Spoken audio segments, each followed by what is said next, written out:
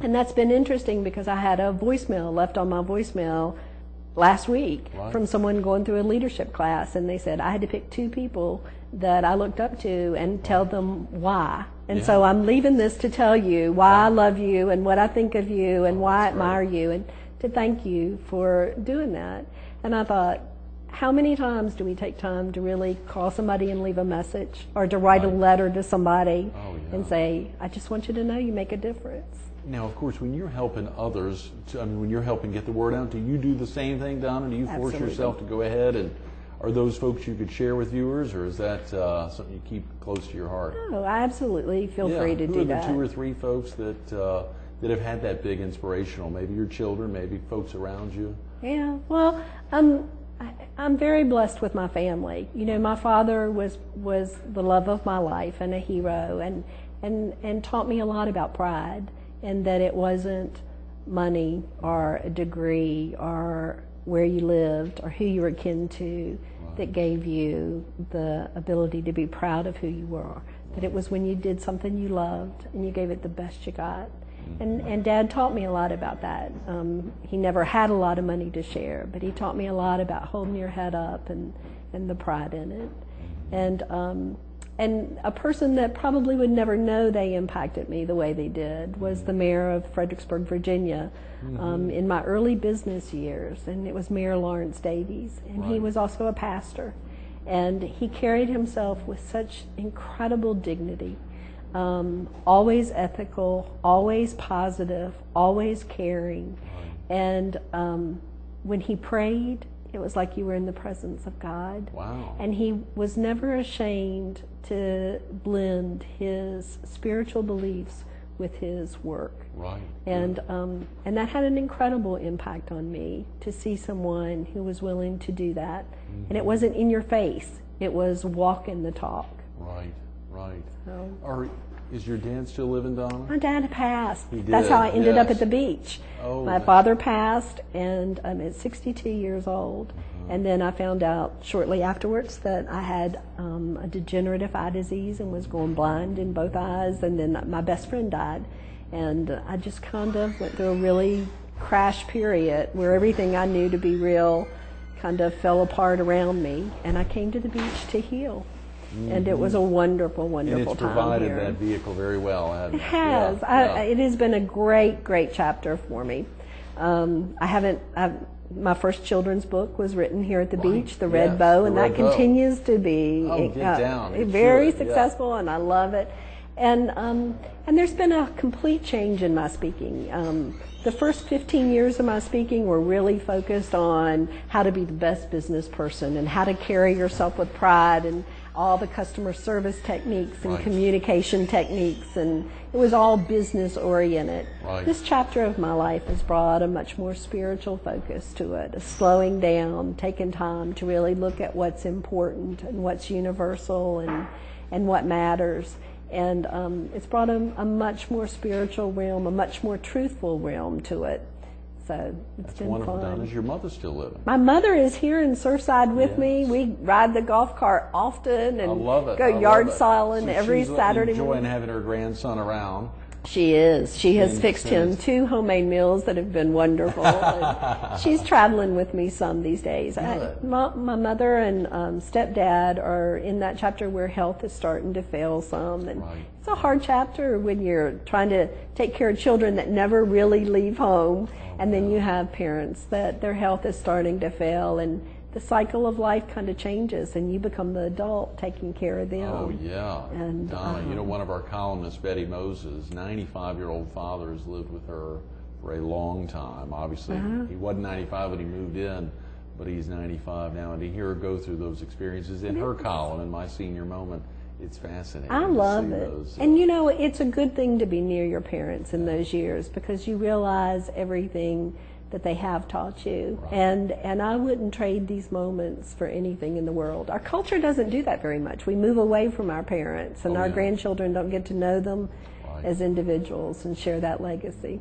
That's a great point. Donna, if a viewer needs to get off to work now or get family out of the house, what's the best way for someone to reach you if they wanted to learn more about your motivational speaking, Sure. or to possibly find out where you're going to be and see if they can get in on that? Well, they can always go to my website Okay. at drtyson.com. Right. You can email me at Tyson Management, MNGT, Okay. at AOL.com. Right, right.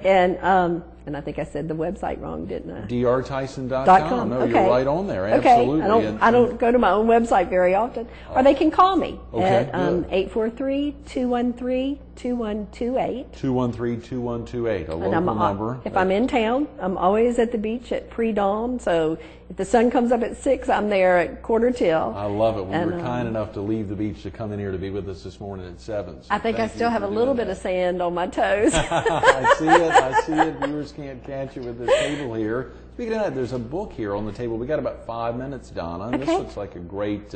I think it ties into a new seminar. Is that the ethics? Sure. And the bottom line. Ethics in the Bottom Line is the new seminar that I'm doing for the Society of Human Resource Management all over the country. It's all Wow. the HR directors all over the country, and we're doing their town hall meetings. And this seminar has been fascinating, and it really does build on what we just talked about. This book is one that I found. It's a little paperback book. It's called The Power of Ethical Management, and it's by Ken Blanchard and Norman Vincent Peale, and really talks about bringing ethics back into our workplace. Right. And it's a whole nother seminar, but he goes into 5 P's, and giving a sense of purpose, a sense of pride, having patience, persistence, and perspective. Mm-hmm. And it's just a really good book to get you thinking about, again, how to blend the things you believe in your daily life with your workplace setting.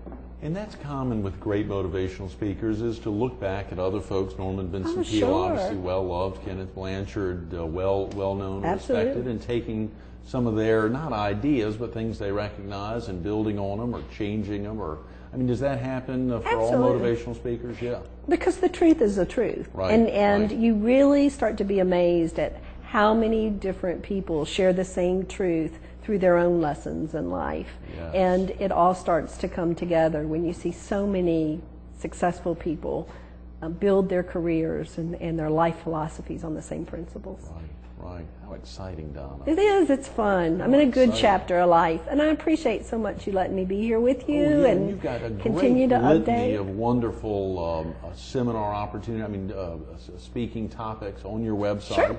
Lots of different ones. Are there ones that you were doing early in your career in the first part, even though you highlighted a lot of that was business related? Were there some types like the Legacy of Love, some of the early ones that you were... Well, the Pride and Professionalism is one that you always update.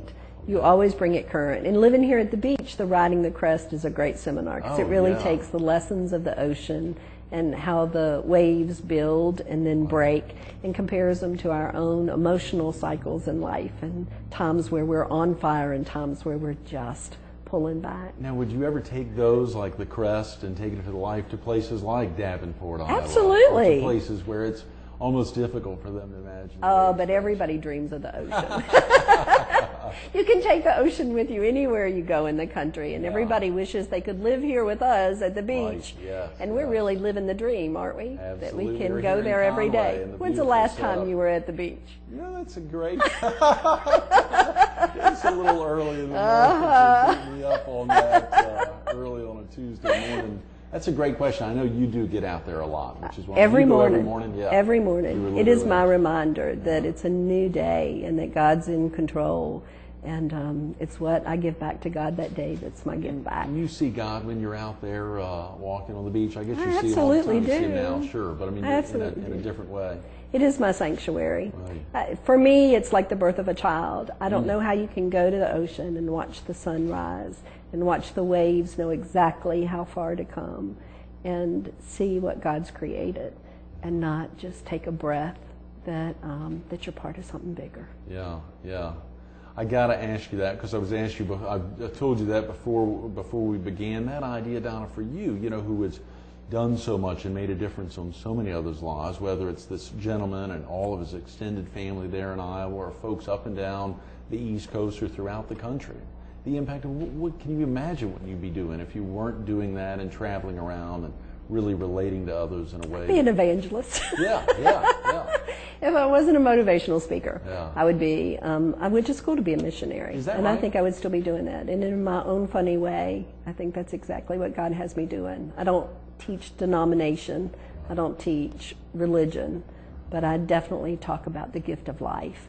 And you can't talk about that without sharing the things you believe in. And do folks you're speaking to enable you to do like the mayor did there in Virginia, and enable you to use Christianity or use Christ in your messages without being direct? Or, have to be very careful in the private setting. Sure. But there's no way you can listen to me speak and not know that what I believe in. Mm-hmm. And so I try not to offend anyone in any way.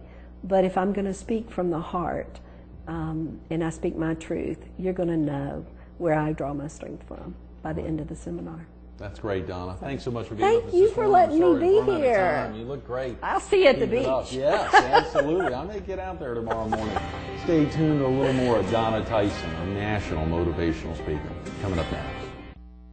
You know, I was thinking of some really creative ways to wrap Donna, but it's tough to do that. Instead, I love one of these fan letters that Donna got. It was the gentleman she talked about early in the interview, Stan Reed from Iowa, and he sums it up as well as anything. The first time I heard Donna present her work-life balances in dealing with change talk was a wow.